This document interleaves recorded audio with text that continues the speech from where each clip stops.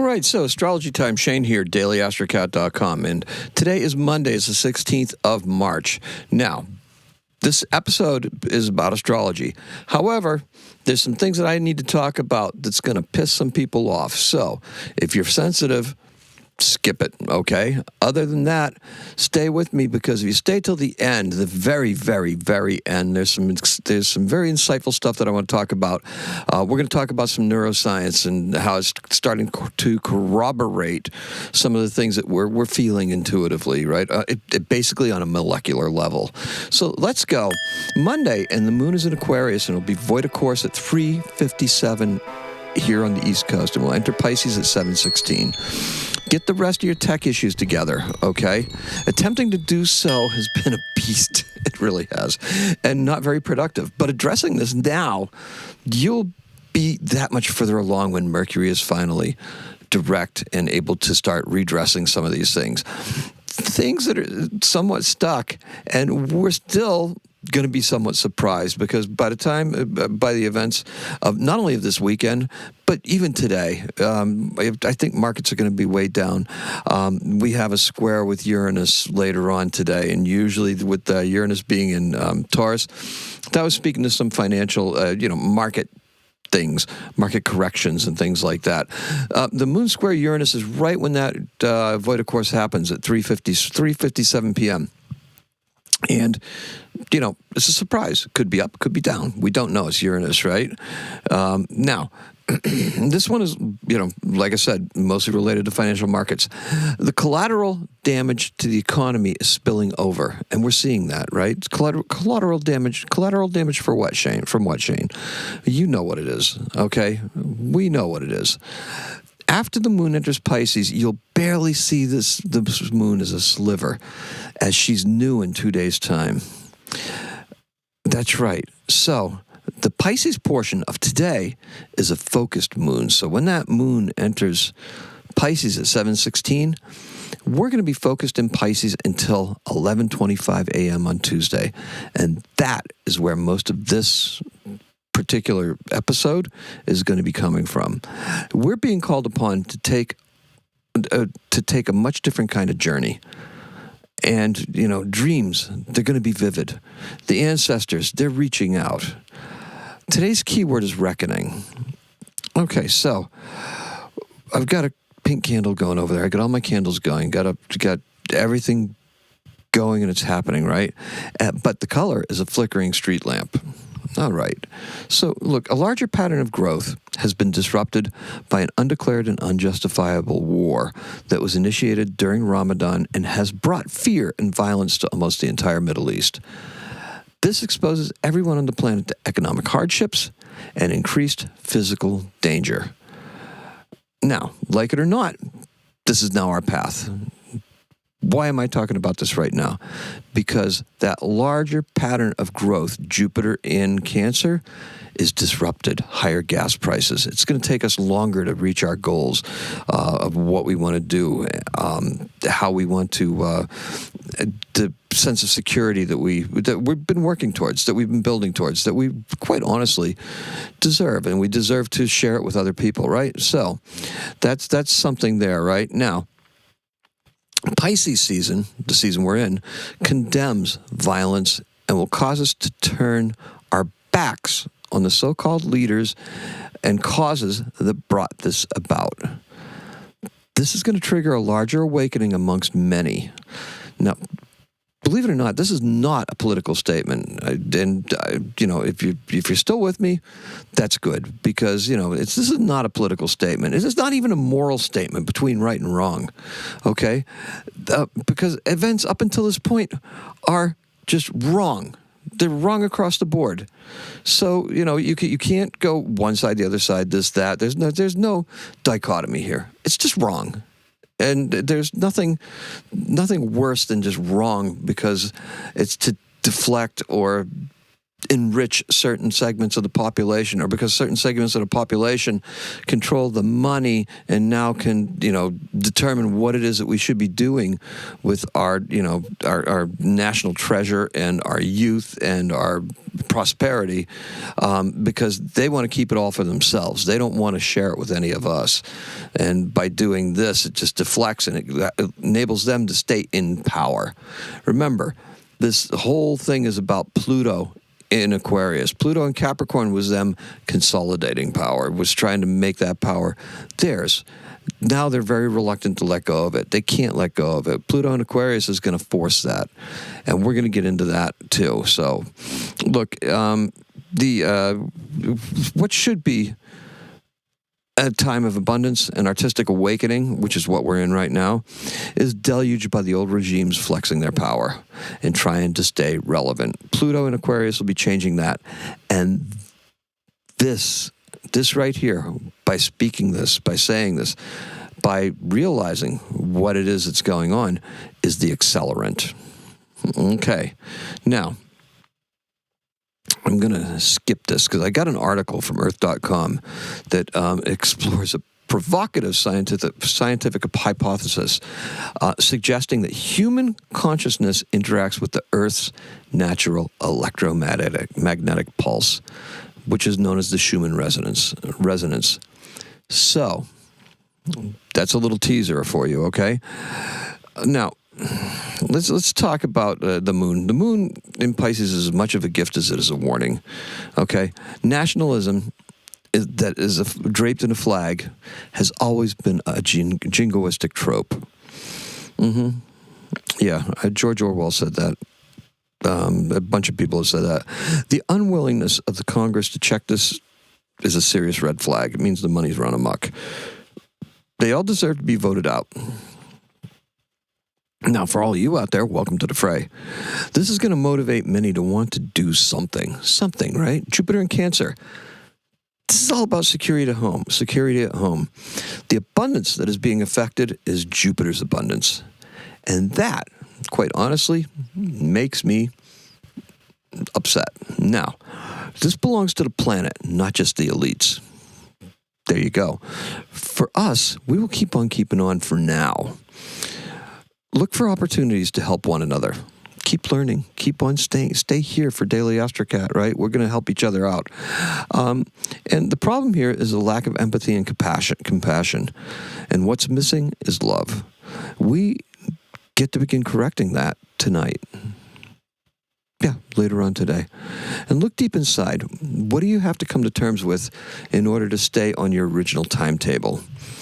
Love will help us out here, as will talent, right? Love, talent, and trusting in your intuition. This is where it gets really creepy. Okay, because what would your ancestors think of this situation? Okay, I know what my ancestors would think, and they would not be very happy. Now, trusting in your intuition.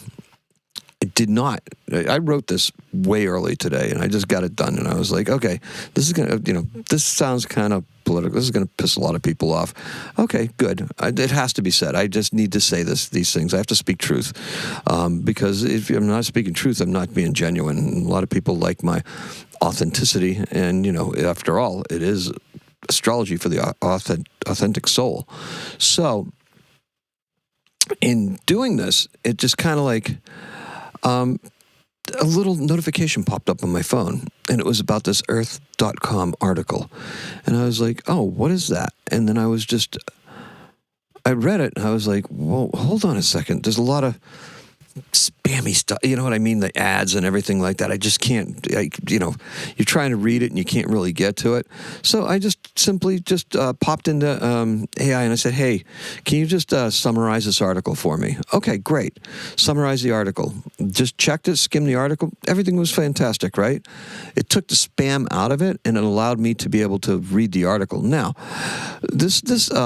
what I said, there's a scientific hypothesis that's suggesting human consciousness interacts with the Earth's natural magnetic pulse, known as the Schumann resonances.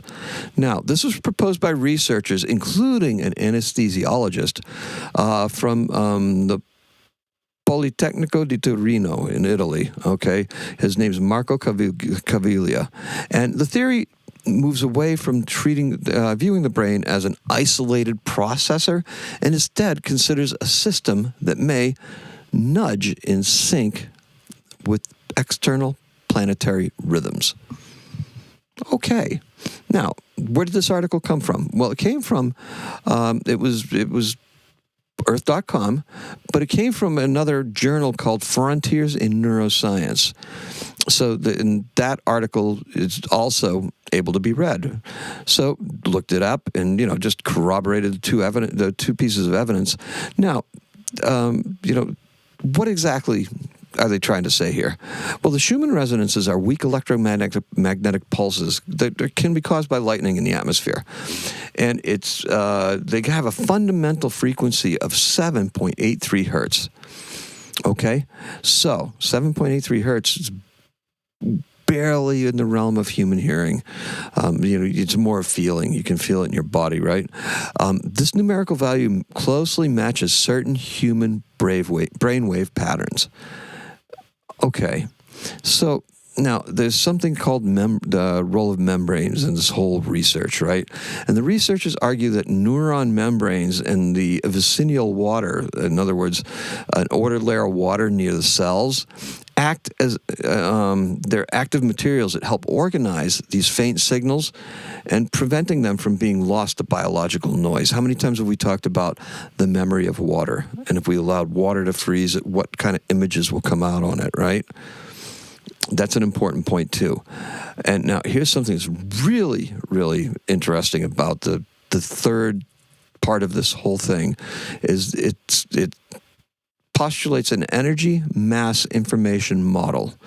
The framework treats thought as a dynamic balance between energy, matter, and information, using attractors, which are stable states, to explain how memory and identity remain cohesive. All from frequencies. Interesting. Now, here's a problem, though. There's a noise problem. Skeptics point out that the frequency match doesn't prove a connection. Don't you love those people? Especially since the brain faces constant internal electrical noise and heat. But that water. Now, what's the upsides of this? Well, there's clinical potential.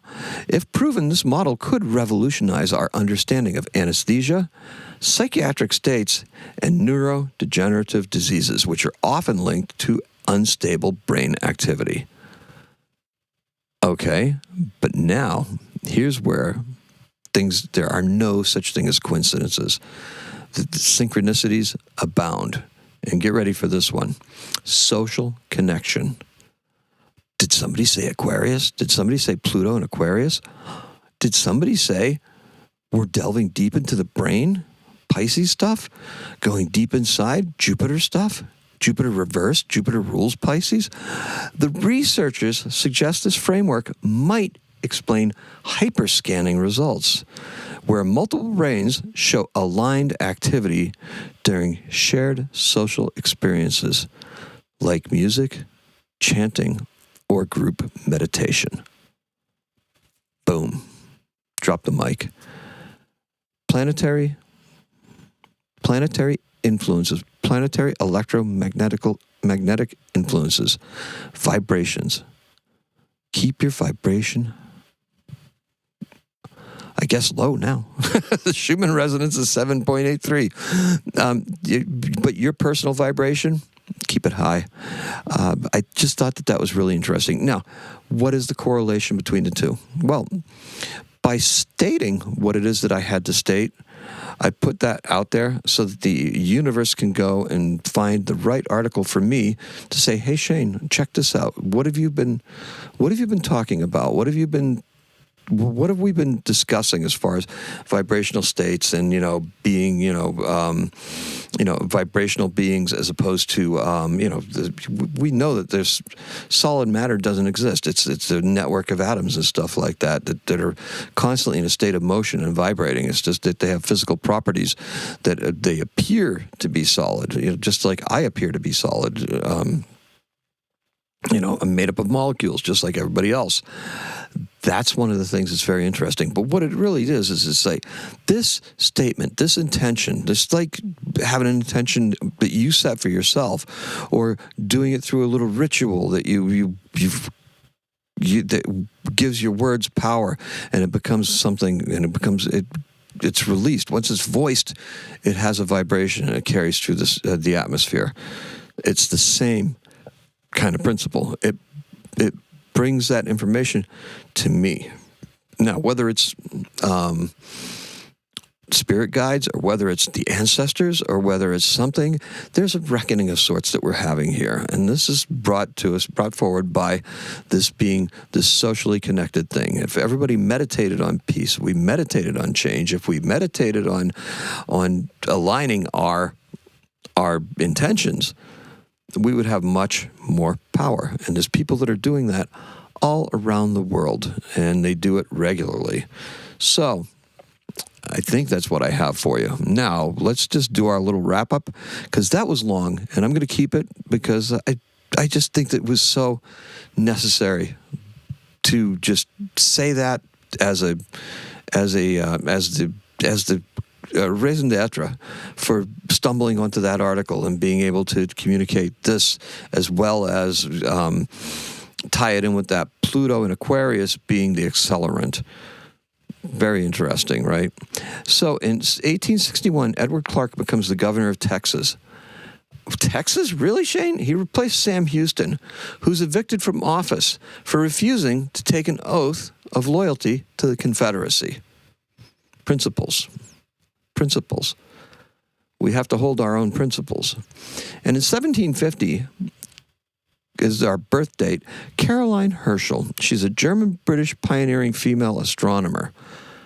Now, Caroline is very interesting. Okay, she discovered a comet, and it's 35P Herschel Rigole, and she was the first elected female honorary member of the Royal Astronomical Society. She's born in Hanover, which is in Germany, and she's the sister of William Herschel, the person who discovered Uranus. Now, before William was an astronomer, he was a composer. And Caroline actually contracted typhus at the age of 10, and so it stunted her growth horribly. She lost sight in one of her eyes, and she was only grew to be about 4 feet 3 inches tall. Okay, but that didn't stop her from a lot of things. Her father decided she would never marry, and her mother decided she would never marry, so she was taught to be just a house servant. And the father wanted her to go to school, and because he could see the potential of her, but the mother refused. When the mother died, her 2 brothers brought her to England, where William was living, and he was actually making his living as a composer and a performer and a conductor and of music. And Caroline learned how to play harpsichord, and she sang well enough to be featured as a solo artist in one of the performances of Handel's Messiah. But she didn't like to be directed by other people. She only liked it when her brother was conducting. Eventually, he gave up composing and went into astronomy, and she followed him into astronomy. And that is all I have for you. So, quite a story there. I mean, if you look her up, she's just about. They will have like articles. You know how the AI articles pop up, and it's like, oh, was Caroline Herschel ever married? No, she was not. And then all of a sudden, you start seeing stuff like Helen Keller, and it's like, wait a minute. Why is there a correlate? Well, because they both overcame some serious physical difficulties. It doesn't take anything away from Helen Keller, but it certainly doesn't take anything away from Caroline Herschel. And she actually is very much a pioneering woman in the field of science. And that is all I have for you. That was a long one, right? Yeah. I wish I had some graphics or something to throw on there, but it's kind of late, and we're fine. So our keyword is reckoning, and the color is a flickering street lamp. Yep, I think of the sodium variety. They almost look pink. I got a pink candle going over there for this. All right, so anyway, thank you so much for listening. Thank you for coming by. I appreciate and love every single one of you. Please do me a favor. If this resonated with you, as a vibrational word, please like it and share it. Chop it up. Redo it.